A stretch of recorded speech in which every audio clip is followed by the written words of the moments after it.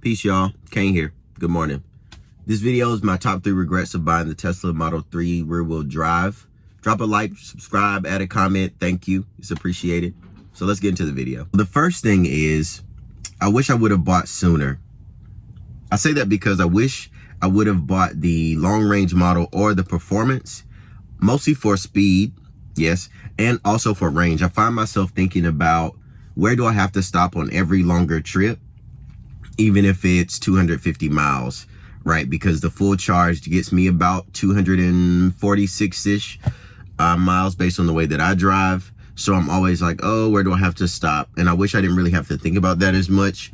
And I think with the long range model or the performance, because they get a little bit around 300, I probably wouldn't have to think about it quite as much. Second is the interior. Okay. So let's be honest. I love the simplicity. I love the minimalism. Cool, functional, yes.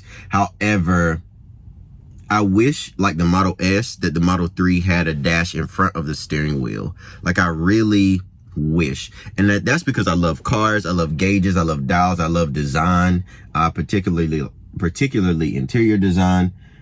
And I wish that the Model 3 had a little bit more inside, because sometimes it just feels like an empty drive. And if you're looking at the screen, I mean, it's helpful sometimes, but I would love the extra dials or gauges or something to make the car feel more full, if that makes sense. Last thing, which is probably a hot take, is I'm actually not that much of a fan of regenerative braking. And I get the point, the function. Yes, the car slows, pushes energy back into the battery to help you drive further.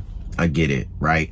And what I notice is, because I live in the South and people can't drive that well, maybe that's a generalization.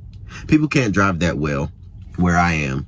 So the biggest thing about regen braking is I always look at the screen to make sure the brake lights are on. Because the car regens a little bit hard, I'm always worried that the car behind me doesn't realize how fast I'm slowing down.